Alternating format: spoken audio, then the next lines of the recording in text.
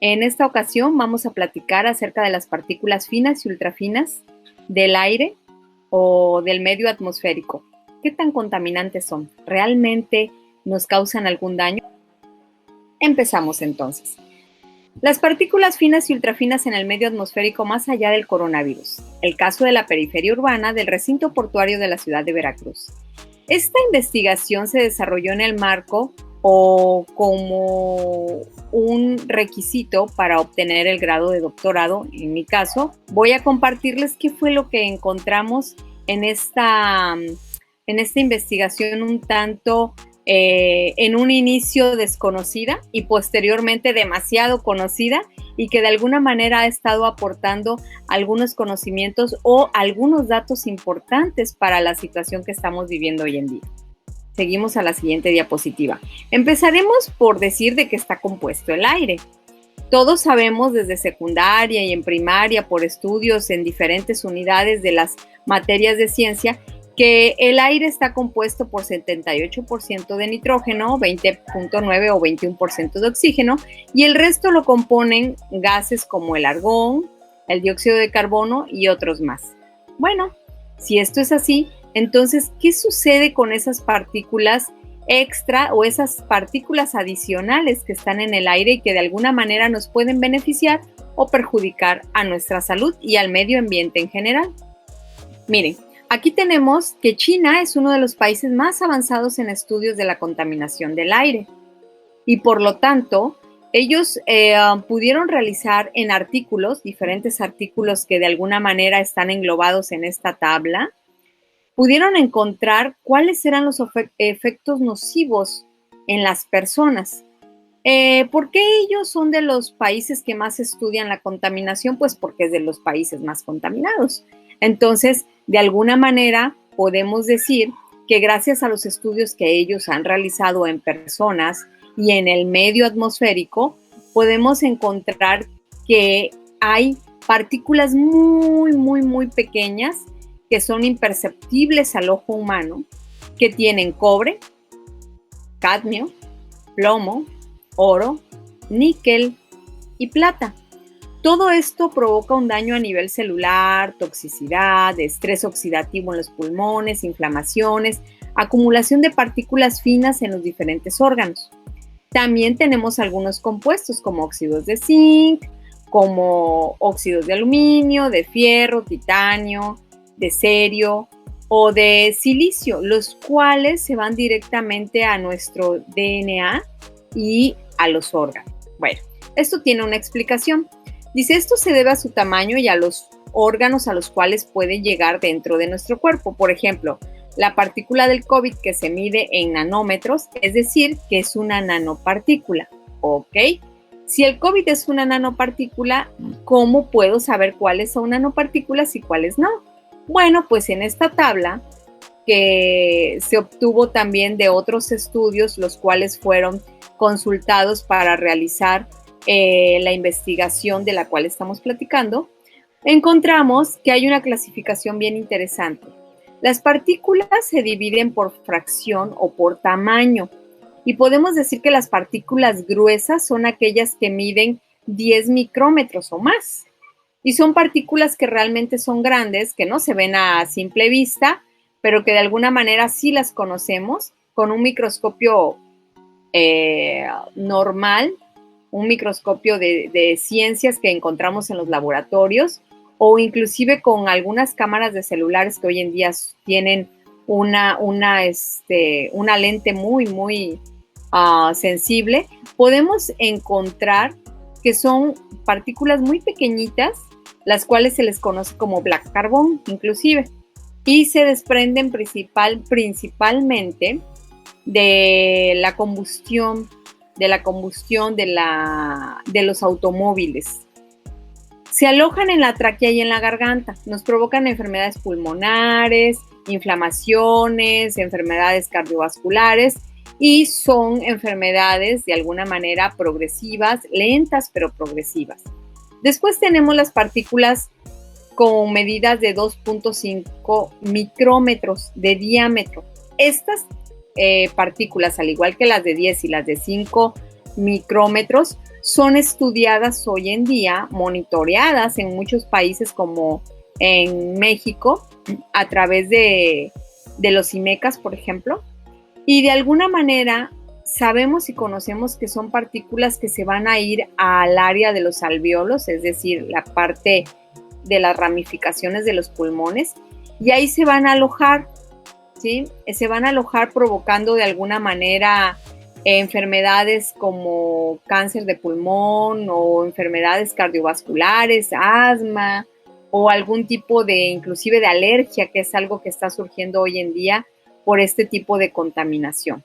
Pero hay un tipo de partícula que no ha sido tan estudiada y que desafortunadamente es la que nos está provocando hoy en día problemas muy graves como el COVID. Pero no es lo único. El COVID es una más de estas nanopartículas que están circulando en el aire o en lo que es el medio atmosférico. Hablamos de las partículas que son menores a los 100 nanómetros. Son partículas que miden menos de 100 nanómetros de diámetro. Son las más peligrosas por su capacidad de eludir los mecanismos de defensa del sistema respiratorio y su alto nivel de concentración en volúmenes pequeños de aire del ambiente. He aquí la respuesta del por qué es importante la sana distancia o no permanecer en lugares cerrados con muchas personas, porque el COVID es una nanopartícula, es decir, una partícula ultrafina. Por lo tanto, tiene la capacidad de eludir todos mis mecanismos de defensa de la nariz, de la garganta, la humedad de la saliva, la tráquea, los alvéolos en los pulmones. Este tipo de partículas se alojan en diversos órganos del cuerpo, llegando inclusive a las células y a los núcleos de las células, modificando así, desgraciadamente, nuestra salud. ¿Cómo se ven en el microscopio electrónico de barrido las partículas que se encontraron en la investigación? Aquí las tienen. Son imágenes de alta calidad en las cuales podemos ver partículas finas y ultrafinas, es decir, del tamaño o de un rango en micrómetros y en nanómetros, que son las partículas ultrafinas. Lo que nos viene a responder la pregunta de la investigación: si en Veracruz, a pesar de que tenemos el aire que entra del Golfo de México y en la periferia del recinto portuario, ¿sí? Vamos a encontrar partículas finas y ultrafinas contaminantes. Pues aquí las tenemos, chicos. Finalmente, sí hay partículas finas y ultrafinas, así se ven en el microscopio. Es algo muy pequeñito. ¿Cómo fueron captadas? Pues a través de una cinta de carbón, la cual se utiliza para este tipo de investigaciones. Y bueno, esta cinta de carbón pues no la venden no la fabrican en México, se trae de Reino Unido, pero sí es uno de los elementos o herramientas que se utiliza para este tipo de investigaciones y para trabajar en un microscopio electrónico de barrido. Aquí tenemos, como pueden ustedes observar, diferentes tamaños, formas y dimensiones de las diferentes partículas. ¿Que son orgánicas? Puede que haya partículas orgánicas. ¿Que hay partículas inorgánicas? Sí, hay partículas inorgánicas. Esa es una línea de investigación que queda abierta para quien de alguna manera quiera continuar investigando este tema, o de mi parte, si más adelante quiero saber ahora cuáles son los componentes, si realmente encontramos partículas orgánicas como bacterias y virus, o únicamente hay partículas inorgánicas como todos los que mencionamos en la tabla anterior. Pues bueno, ahora, la otra pregunta o la otra inquietud es la relación que tiene con el medio ambiente, el cambio climático, por ejemplo, o únicamente es un problema que tiene que ver con nuestra salud. Pues no. Realmente las nanopartículas o las partículas finas y ultrafinas tienen mucho que ver con el cambio climático. En este diagrama de flujo que tenemos, podemos encontrar cómo funcionan estas partículas. Primero, es una mezcla de sustancias en estado sólido y líquido que están suspendidas en el medio gaseoso atmosférico. ¿En dónde se encuentra eso? Bueno, aquí tenemos una imagen de las diferentes capas de la Tierra y podemos observar que en la troposfera, que es el medio donde nosotros nos desenvolvemos, ¿sí? Es el aire que nosotros respiramos. En este aire, finalmente, entre la troposfera y la estratosfera, se encuentra algo que se conoce como aerosol. El aerosol es exactamente estas sustancias que están primero en estado gaseoso, suspendidas en la atmósfera, y después se van convirtiendo a un estado líquido y sólido. Cuando ya nos llegan a nosotros, se supone que ya vienen convertidas en partículas más grandes, del orden de los micrómetros. Pero desafortunadamente, por el cambio climático y los problemas que estamos teniendo de otros parámetros o variables dentro del medio atmosférico, hoy en día los aerosoles están llegando hasta la troposfera y nosotros los respiramos. Y entonces estamos respirando partículas ultrafinas que van a evadir todo nuestro mecanismo de defensa del sistema respiratorio. Y es por eso que aquí los aerosoles funcionan o actúan en función de las propiedades físicas o químicas y del tamaño y la composición, ¿sí?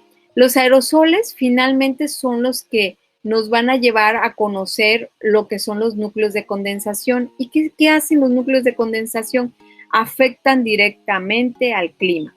¿Y qué provocan? Aquí lo podemos ver directamente con esta flechita, que un calentamiento en la atmósfera porque absorbe la radiación infrarroja. O también van disminuyendo la condensación del vapor de agua y aumentando la temperatura, ¿sí?